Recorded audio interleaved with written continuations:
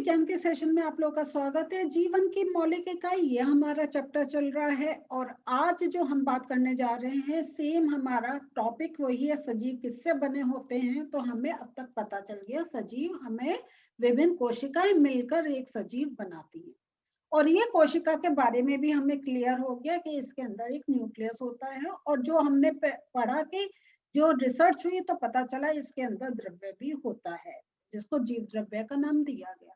तो अभी इसके बारे में और बहुत कुछ जानना जरूरी है, लेकिन एक चीज हमने और देखी थी, हमने इससे पहले वाले सेशन में देखा था कि एक कोशिक और बहुकोशिक जीव भी होते हैं, मींस यूनिसेलुलर और मल्टीसेलुलर ऑर्गेनिज होते हैं।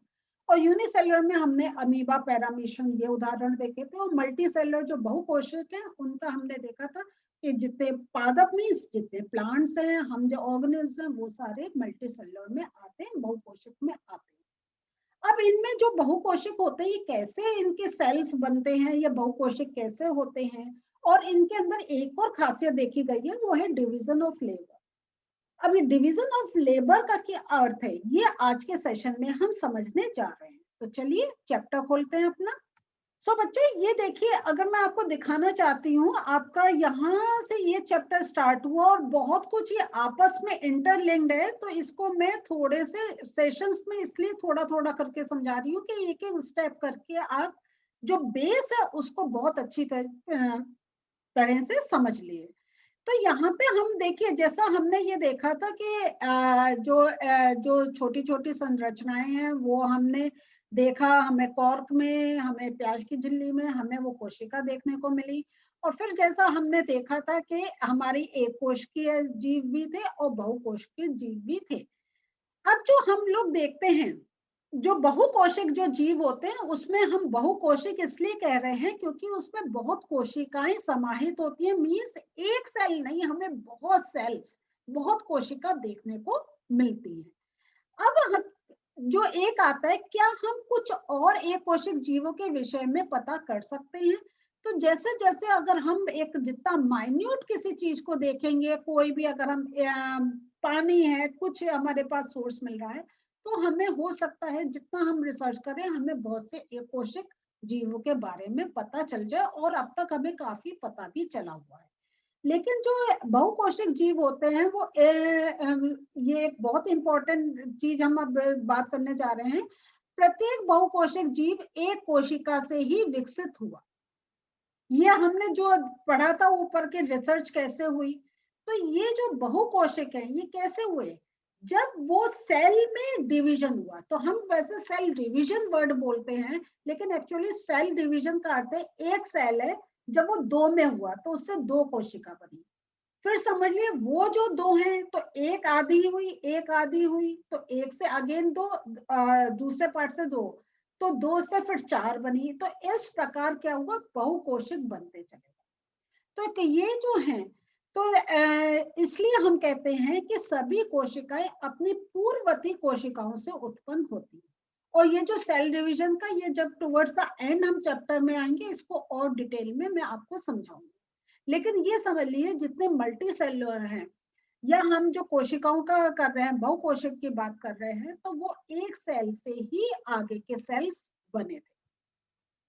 अब जो हम जैसे क्रियाकलाप यहाँ पे एक और आपका है, उसमें ये कह रहे हैं कि आप पत्ती की झिल्ली बना लीजिए, प्याज का मूलाग्र, या आप विभिन्न आकार के प्याज की झिल्ली, मतलब आप कोई भी, जब आप डिफरेंट डिफरेंट के ये तो है कि जब माइक्रोस्कोप इतने आपके हमें बहुत स्ट्रांग मिलने लग गए तो हम किसी का भी एक पतली लेयर निकाल के उसको स्टडी कर सकते हैं। मोटी लेयर में क्या होगा, क्योंकि हम समझ गए कि ये सब चीजें बहुत लेयर से बनी है। जैसे प्याज का ही करें तो ये क्या है, अगर आप कभी कभी देखते होंगे, प्याज का एक बहुत अच्छा एग्जांपल है, पता ही नहीं चलता है उसका कवर कहाँ है, हमें खाने का कहाँ निकलेगा, वो एक के ऊपर लेयर्स है, इसके ऊपर पहली भी बनी हुई है ना। तो ये जो है, तो इसलिए हम जितना उसकी को जिसका भी हम रिसर्च कर रहे हैं उसकी जितनी पतली लेयर लेंगे, हमें उसका जो एक सेलुलर स्ट्रक्चर है वो हमें एक अच्छी तरीके से देखने को मिलेगा। लेकिन जब हम कितना भी कुछ भी हम देखें, किसी की झिल्ली बनाकर हम उसका एक एनालिसिस करें, तो हमारे सामने कुछ प्रश्न आते हैं जिनका उत्तर देना होगा। क्या सभी कोशिकाएं आकार तथा आकृति की दृष्टि से एक जैसी दिखाई देती हैं? कहना मुश्किल है। कोशिकाओं के हमें स्ट्रक्चर में डिफरेंट, उनके स्ट्रक्चर डिफरेंट देखने को भी मिल सकते हैं, सेम भी मिल सकते हैं, डिफरेंट भी मिल सकते हैं। क्या सभी कोशिकाओं की संरचना एक जैसी दिखाई देती है? तो संरचना तो कुछ हमें सेम ही मिलती है, लेकिन पादप का और जंतु का देखें तो हमें कुछ डिफरेंस देखने को मिल सकता है। ये सब मैं आंसर इसलिए दे रही हूँ क्योंकि ये मालूम है हमें, लेकिन ये सब क्या है कि जब आप एक्सपेरिमेंट्स करते हैं तब आपको देने होते हैं, लेकिन अभी हम वर्चुअल कर रहे हैं तो हम कुछ आंसर्स आपको बता दे रहे हैं। क्या पादप के विभिन्न भागों में पाई जाने वाली कोशिकाओं में कोई अंतर है? ये भी एक प्रश्न आता है। हमें कोशिकाओं में क्या समानता दिखाई देती है? तो हमें अगर देखें, हमें कहीं समानता भी दिखाई दे रही है, कहीं हमें असमानता भी दिखाई दे रही है, कुछ स्पेशल फीचर्स भी दिखाई दे रहे हैं, कहीं कुछ मिसिंग भी दिखाई दे रहा है, या साइज में डिफरेंस हो सकता है। कोई हमारे एक में कुछ बड़ा मिल रहा है, किसी में वो कोई पार्ट थोड़ा छोटा मिलेगा। तो हमें एक डिफरेंसेस देखने को भी मिलते हैं और सिमिलैरिटीज भी देखने को मिलती है। तो कुछ जीवों में विभिन्न प्रकार की कोशिकाएं भी हो सकती हैं। जैसा मैंने आपको कहा था कि डिफरेंस देखने को मिल सकता है। तो जैसे हम यहाँ देखें, ये रुधिर कोशिकाएं, अब देख लीजिए, मैं पहले एग्जांपल दे रही हूँ फिर आपको बताती हूँ। ये आपकी तंत्रिका कोशिका है, ये अस्थि कोशिका है, ये तंत्रिका है, ये वसा कोशिका है, ये अंडाणु की कोशिका है, ये जो पेशी कोशिका है। तो आप देखें हमारा सजीव, हम ऊपर से एक से दिखाई दे रहे हैं, लेकिन हमारा अगर हम स्किन का अगर हम देखेंगे तो हमें इस प्रकार की कोशिका दिखाई देगी। अगर हम अस्थि का को ध्यान से देखेंगे हमें इस प्रकार की कोशिका दिखाई देगी। तंत्रिका तंत्र में हमें इस प्रकार की कोशिका दिखाई देगी। तो हमें मानव शरीर के अंदर विभिन्न प्रकार की कोशिकाएं देखने को मिलती। तो एक हम मानव शरीर की बात करें तो इस प्रकार दूसरे और जीव है जिनकी भी हम कोशिका बना रहे हैं, चाहे पादप है, हमें कहीं कहीं कुछ डिफरेंसेस देखने को मिलते हैं। तो जो अब हम जो ये सब हम जो रिसर्च हुई उसके अकॉर्डिंग ये कहा गया है कि कोशिकाओं की आकृति तथा आकार उनके विशेष कार्यों के अनुरूप होती है। क्योंकि जैसे हम देखें अस्थि कोशिका में डिफरेंस मिल रहा है, वसा कोशिका में डिफरेंस मिल रहा है, अंडाणु शुक्राणु कोशिका में डिफरेंस देखने को मिल रहा है। तो वो क्या है, उनके कार्य अलग अलग है। अस्थि क्या, ये हमारे बॉडी को स्ट्रक्चर दे रही है। त्वचा का देखें तो वो हमारे जो बोन्स है इनको कवर करती है, और बॉडी में इस त्वचा के कारण ही हमारे अंदर फ्लेक्सिबिलिटी है। तो कुछ कोशिकाएं अपना आकार बदलती रहती हैं, जैसे एक कोशिक अमीबा। अब यहाँ पे देख रहे हैं कि कुछ जो है उनके आकार एक फिक्स है, लेकिन कुछ अपना आकार बदलती हैं। तो आकार कोशिका तो हम जानते हैं अमीबा क्या है, ये एक कोशिक है, यूनिसेलुलर है। और आपने अमीबा का स्ट्रक्चर पहले क्लासेस में भी पढ़ा है कि हमने ये देखा है कि अमीबा क्या क्या है, हम कुछ भी लाइन इधर से उधर खींचते हैं वो अमीबा कर देते, क्योंकि उसकी कोई एक शेप नहीं, क्योंकि उसके अंदर ना तो हड्डियां हैं ना कुछ है, वो सिर्फ एक सेल है। तो इसलिए हम देखते हैं कि वो जो एक सेल है उसको जैसा रिक्वायरमेंट होता है, उसको भोजन पकड़ना होता है तो उसकी एक शेप हो जाती है, उसको अपने अंदर से जो एक एक्सक्रीटरी मटेरियल निकालना है तो उसकी शेप अलग हो जाती है, उसको मूवमेंट करना है तो उसकी शेप अलग हो जाती है। तो हम देखते हैं वो एक कोशिका में अलग अलग हमें एक उसका आकार बदलता हुआ दिखाई देता है। लेकिन कुछ जीवों में कोशिका का आकार स्थिर रहता है। तो जैसे हमने अभी जितने मानव शरीर की जो कोशिकाओं के बारे में देखा, उनके हमें एक आकार, एक हमें एक स्थिर दिखाई देते हैं कि अंडाणु का ऐसा होगा, शुक्राणु का ऐसा होगा, त्वचा का ऐसा होगा, अस्थि का इस प्रकार होगा, वो एक स्ट्रक्चर एक डेफिनेट होते हैं। तो यहाँ हम ये देखते हैं कि और प्रत्येक प्रकार की कोशिका के लिए वो एक विशिष्ट प्रकार की एक हमें शेप देखने को मिलती है। तो जैसा अभी हमने ऊपर के एग्जांपल्स में देखा था। जो अब जो इम्पोर्टेंट चीज हम देखने जा रहे हैं, जो जीवित कोशिका में कुछ मूलभूत कार्य करने की एक क्षमता होती है, और इसी के कारण क्या होता है, वो एक हमारा जो बॉडी में वो वाला फंक्शन हो पाता है। वो क्योंकि उस सेल का एक स्ट्रक्चर, उसका जो एक फंक्शनैलिटी होती है, वो एक उसी की वजह से हमारा शरीर उस प्रकार से क्रिया कर पाता है। अब जो बात आती है कि हम कह रहे हैं कोशिका, वो उनके ही फंक्शन से हमारे बॉडी के फंक्शन चल रहे हैं, तो ये जो कोशिका है, ये अपना जो कार्य है, जो मूलभूत कार्य है, वो कैसे करती है? इसके लिए हम क्या है, जो बहुकोशिक जीव है, जैसे हम लोग हैं, कोई प्लांट्स हैं, कुछ हैं, तो इनमें क्या होता है, एक डिवीजन ऑफ लेबर होता है, मीन श्रम विभाजन होता है। जैसा हम मनुष्य में ही हम देखते हैं कि हमें जब कोई एक कार्य करना होता है, आप देखे हैं तो वो एक अलग अलग होता है। आप स्कूल में हैं तो आपको एक सब्जेक्ट एक टीचर पढ़ा रही है, एक सब्जेक्ट एक टीचर पढ़ा रही है, प्रिंसिपल अपना एक रोल कर रही है। आप किसी रेस्टोरेंट में जाएं तो आपको कोई खिलाता कोई और है, सफाई कोई और करता है, खाना कोई और बनाता है, जो खाना बना रहा है उसको उसकी तैयारी कोई और कर रहा है। तो क्या है, मेन है खाना बनना है, सर्व होना है, लेकिन उसमें क्या है कि ये एक डिवीजन ऑफ लेबर है, सब लोग अपना अपना कार्य कर रहे हैं। इसी प्रकार हमारे भी शरीर में जो मेन है, हमारे शरीर के अंदर की सारी क्रियाविधि चलनी चाहिए।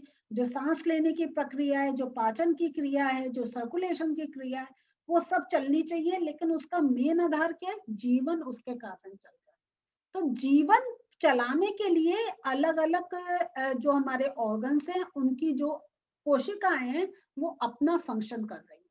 तो इस प्रकार हमारे शरीर में जीवन चलाने के लिए भी एक देखते हैं, हमें श्रम विभाजन देखने को मिलता है। तो ये अगर हम देखें तो प्रत्येक कोशिका में कुछ एक विशिष्ट घटक होते हैं, जिन्हें हम कोशिकांग कहते हैं। और प्रत्येक कोशिकांग एक विशिष्ट कार्य करता है, जैसे कोशिका में नया पदार्थ का निर्माण, अपशिष्ट पदार्थों का निष्कासन आदि। तो ये सारा क्या है, मतलब ये एक है कि वो एक विशिष्ट प्रकार की हमारी कोशिकाएं हैं, और उनके अंदर विशिष्ट घटक है, जो वो एक जो वो कार्य एक कर रहे हैं। तो यहाँ अब हम जो देखते हैं, और ये जब ये सारी कार्यविधि चल रही है, तभी क्या होता है, इन्हीं कोशिकांगों के कारण ही कोशिका जीवित रहती है। तो अब जब हमने आगे, पहले हमें लगा वो पर्टिकुलर कोशिका है, लेकिन जब आगे रिसर्च हुई तो वो कोशिका में भी अलग अलग कोशिकांग है, भी सेल ऑर्गेनेल्स हैं, जो वो एक पर्टिकुलर फंक्शन कर रहे हैं। तो धीरे धीरे हमें ये चीजें पता चली कि कोशिका नहीं, उसके अंदर और भी कोई छोटे छोटे पार्ट्स हैं जो वो पर्टिकुलर फंक्शंस कर रहे हैं, और ये कोशिकांग मिलकर एक मूलभूत इकाई बनाते हैं, जिसे कोशिका कहते हैं।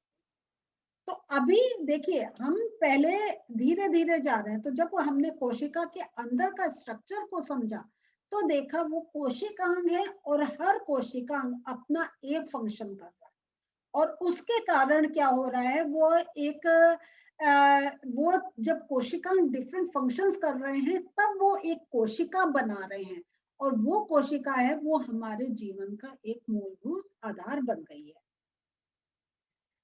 और लेकिन जो एक बहुत इंटरेस्टिंग पार्ट है कि अभी हमने देखा कि यह हमें विभिन्न प्रकार के आकार की कोशिका देखने को मिलती हैं, लेकिन जो कोशिकांग होते हैं वो एक ही प्रकार के होते हैं।